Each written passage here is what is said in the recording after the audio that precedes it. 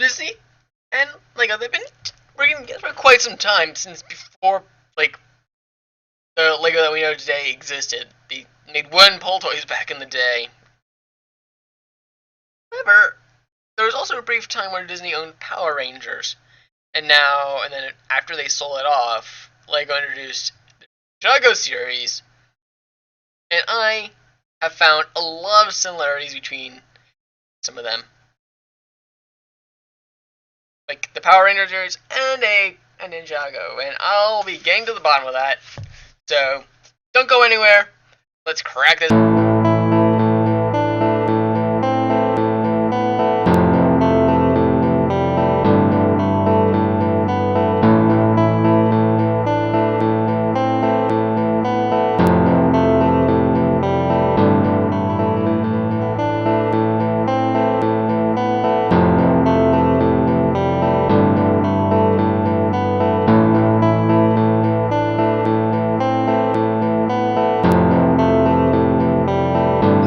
It's Lindsay Yale. Well, it's time to get back to the bottom of this. So, first off, Disney had the rights to Power Rangers from 2002, 2010, but their first and last series were the year after, in the year just printed right in the middle. Ninja Storm 2003 and RPM 2009, and then they picked up again in like 2011 with Samurai, and that's French when Ninjago was the original Ninjago waves were at their height, and this is pretty much where the story comes in. So, you have elemental powers, Ninja Storm, and then Ninjago. We're talking about the original series, which ended off in early 2013, or did rebooted come out in 2013? I'm not sure anymore now, but it was like somewhere around there. Like whenever Chima started, that's when we're saying it. That series and the original Ninjago ended. As well as talking about more of the whole agency story, because I haven't really talked about that. It's actually very similar to what I'm talking about. So, we have the three main green, or Cameron Watanabe, or Cam, Lloyd Garmadon, and then the agency's equivalent, which is Anna Ashton. So, he is the son of Sensei Kanoi Watanabe, whose brother is the villain in the show. So, Cameron is the villain's nephew, and his nieces are second cousins to him. And again, talking about family, that's also a big piece of this. So, he has to go back in time to get these powers, because, well, then the other ninja are in danger, and so, as far as like you have no choice, you go back in time. It ends up that his mom actually had that all in there. She had the actual samurai amulet that he needed in order to get his samurai powers, but it was Kia, now Lothor, stole it and tried to look like Cameron, but it was Kanoi who caught him, and they pretty much exiled him, and he became Lothor. And then Cameron went back, saved the other Rangers, and then we see weird like, hey, you are my nephew, and you turned me into this kind of thing, but not really. It's indirect.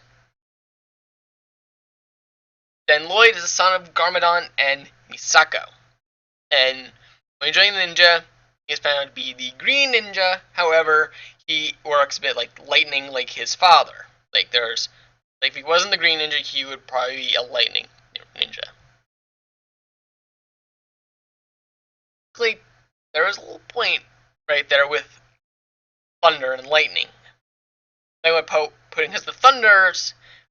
I think one of them actually called lightning in the Sentai show, like lightning power and thunder power, but because you see lightning, but you hear thunder.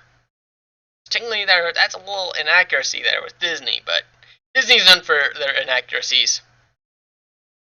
Talking about Pocahontas mostly, but anyways, he destroys his father after he's corrupted by the Overlord, which is a much more powerful, older villain creature thing, who comes back in a rebooted season and takes back Pythor and all these other controls the Ninjroids, these evil Ninjroids. And Gabriel is just Lloyd's last name. Nothing special there. By the end, he eventually becomes the leader of everybody, which is kind of rare in the Power Rangers. That Lee is usually green, is usually red, not green. But there are a few exceptions there. Well, then first part is more real stories that are on it. She was adopted into a family, and she has her older sister Lizzie, who is evil, plus Anna's evil. Then after joining the agency, she becomes my sister. Convention is this National Siblings Day that I'm recording this. And then in Eastside, she begins transitioning. Because why hasn't Power Rangers had a gender fluid or just transgender ranger yet? That's kind of interesting there. And well, we now do have a lesbian ranger now, but that's only like an added bonus that probably wasn't originally in the script. Like, it's based, like, the new movie is based on the original season of Mighty Morphin. However, our transition is never completed, because A, I stall it, and B, we're in a war now, so they pretty much, like, no hey Jose. So, still goes by Ashton, but returns to more of a female form, once becoming the Everbender, which is, like, equivalent of the Golden Ninja in the Ninjago series. And also, she's also temporarily blonde during the final battle in Mons 3, but she goes back to brunette by the end of the film book. Then Cam and Ashton actually have a lot of similarities. They're both very sarcastic, but Cameron, he's done more smart. He's a better coder than Haley, who is seen in the sequel series, Dino Thunder. And I feel Cameron should be the oldest of them. And then there's a fact with Blake and Hunter is that Blake's actor is actually older than Hunter, but by 3 years. So I do feel because of that, Blake is the youngest. That's how I placed it. I think that's accurate, but I just don't everybody in the middle. When he sees his concentration of Lothor, he undergoes a change, much how the future does, because Rangers end up winning that battle instead of losing it. And he is prevented from being a Ranger from his mom on her deathbed, much. And in the Hexagon theory, this would actually been Shane, not Cameron. I don't think Cameron even existed in the Hexagon theory of the original plans for Ninja Storm. We couldn't let that out another time. But Lloyd's more curious, determined, a little timid, shy, like Ashton, but very dynamic. Goes from being very evil, can be very evil, but then he becomes a leader in the end. Kind of interesting point there, because we usually think of Rez being the leader, within Power Rangers and with Kai in Ninjago, and technically kind of weird. Again, a few exceptions in Power Rangers. Would be a few exceptions. Would be with myself. I am actually more of a blue power, teal, and then Tana is more of a minor one. Would be more navy. Would yeah. More about action that she's really known for sarcasm for quite a long time, from the end of the Here, There, and Back Again series all the way pretty much until she can't transition.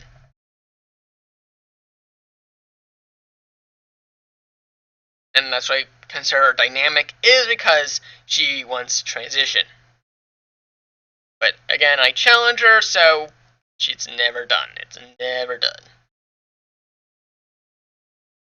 And then, but Nico is Cam's mother. Sako is Lloyd's mother. That sounds very interesting. Very very curious. Like, that definitely feels like copyright issue right there, but I don't know if that would fall under Salmon's jurisdiction or Disney's jurisdiction nowadays on what the two parties said about like if like similar name or ideas pop up many years later or like right around when the sale took place.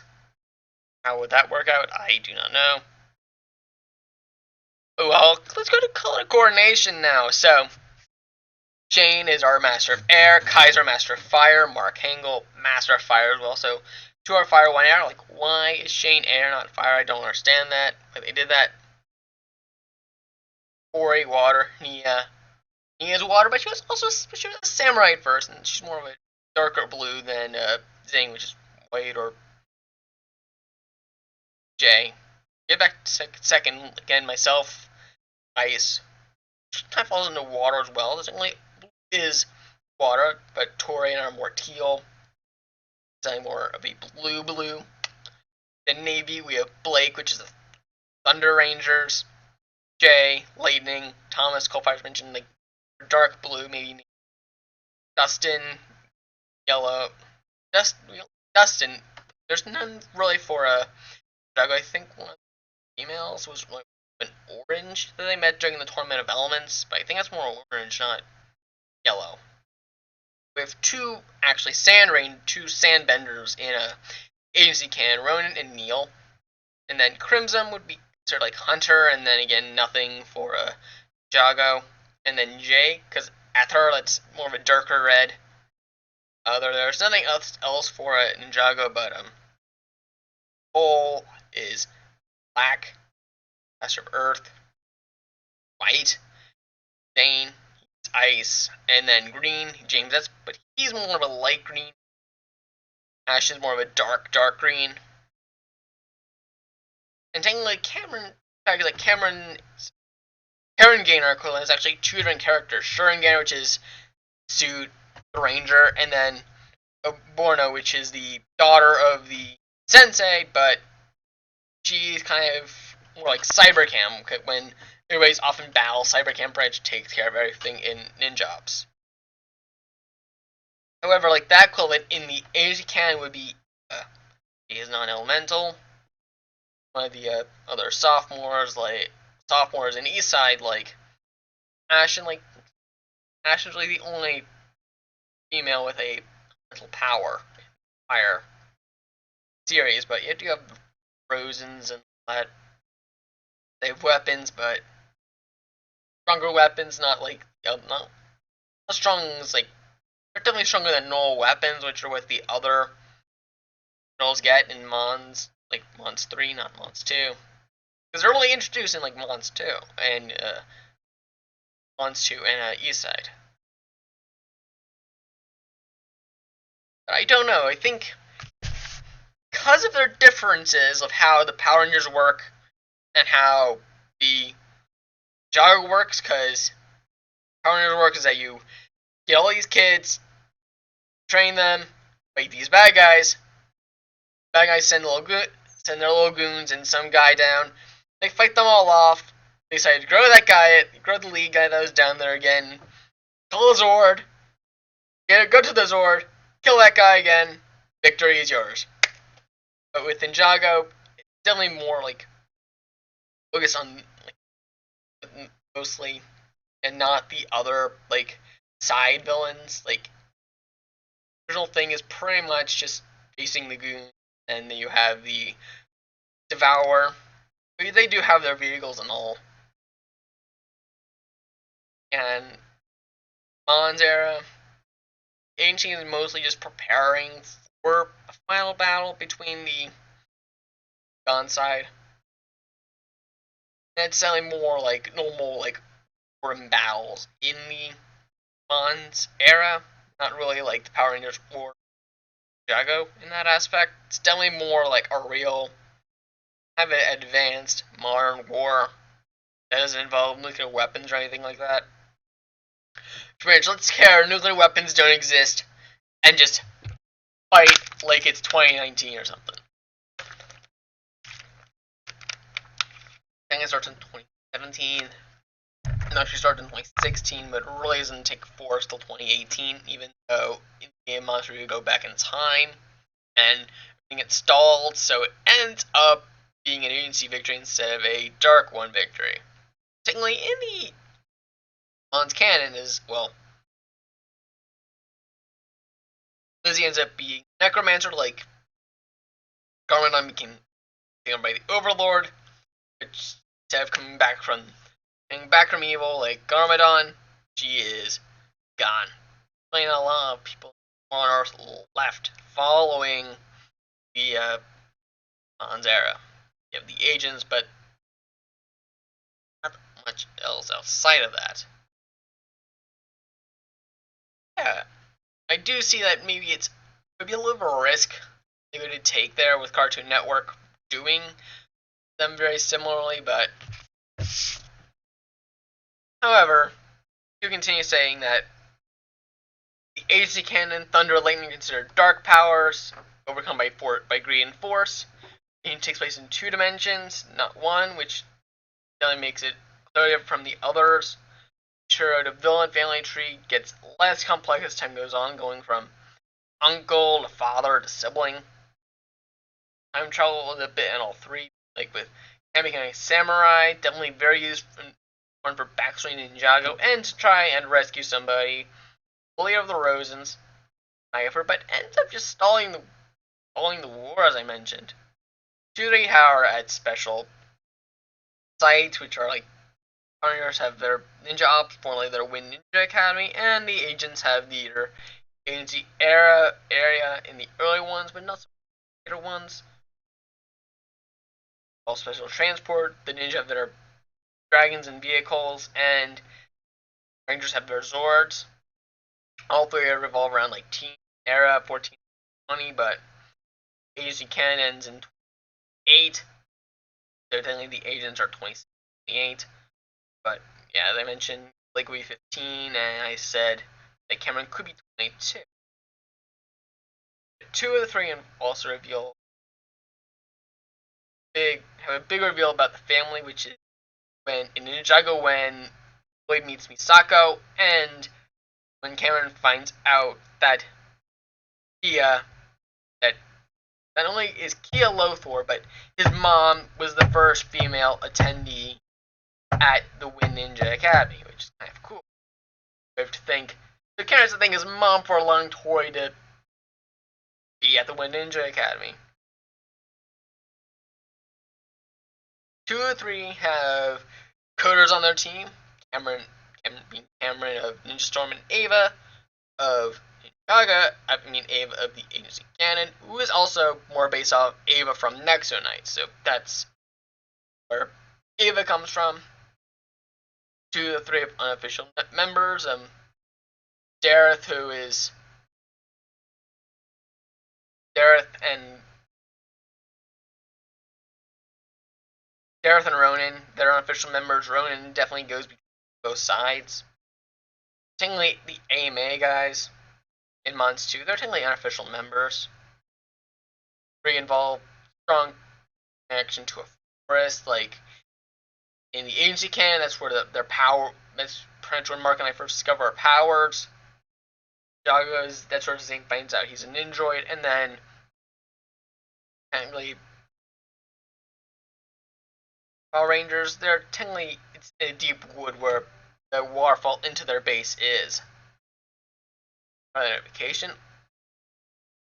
And also Shane and Skyla and Power Rangers, that's how Shane gets his battle laser armor. All 3 features suit changes and or upgrades, like Shane gets his battle laser armor, ninja robes change through time, and also like robes. They've called them also do slightly change through time from the very early agency canon through the end. All 3 involve starting as or being villains at some point, because the Thunder Rangers were originally evil, then they became evil again, and then they eventually officially allied with the Rangers. Lloyd started off as being evil, was good for a little bit, but Agent Can start, she is evil. All 3 battle upgrades, like sword weaponry, air jitsu, and then the Nexos, it's why it's Nexonites, learning abilities like air growing, flight, etc., etc. 2 and 3 involve a crossover with the sister show, because Storm appears on Final Thunder, and also they all appear in, most of them appear Super Mega Force Special, like, in Sentai it's called the Legend War, and I actually prefer Legend War over Legacy War. And then Ninjago and Chima in Curse World Part 2. And there is really nothing, no sister real stuff like the Asian Sea. But you do have similar characters appearing in other of my works, because you have